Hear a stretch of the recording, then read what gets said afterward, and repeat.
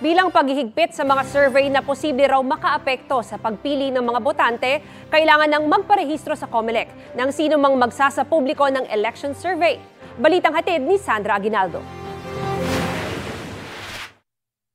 Tuwing panahon ng eleksyon, may mga inilalabas na resulta ng mga survey na nagpapakita raw ng pulso ng publiko kung sino ang mga kandidatong gusto nilang iboto. Pero ayon sa Commission on Elections, maaari rin itong magamit para maimpluwensyahan ang mga botante. Kaya sa COMELEC Resolution 11117, nilatag nito ang karagdagang alituntunin para raw mas mabantayan ang mga survey at yung mga nasa likod nito. Talagang yun ang purpose, to influence voters, which is allowed para ka rin nangangampanya. Kaya lang, kung yung radyo, dyaryo, TV, at saka social media nga ngayon, to a certain extent, nare-regulate natin, bakit hindi ang survey? Di ba ang purpose nga daw ng survey is to influence the voters? So dapat ma-regulate din namin. May nauna ng resolusyon ng COMELEC para sa pagbibigay alam sa komisyon kung sino ang nagpagawa at nagbayad ng survey. Kung kandidato ang nagpagawa, kailangan niya ito ideklara sa kanyang SOSE o Statement of Contributions and Expenditures.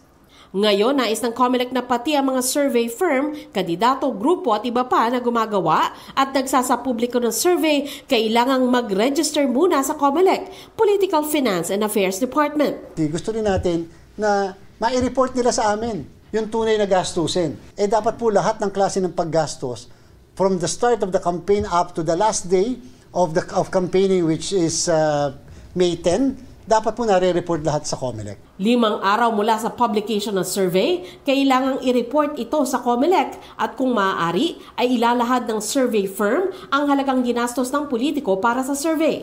Ang media naman, ilalabas lamang ang election survey kung nakalahad ang pangalan ng gumawa ng survey at nagbayad nito.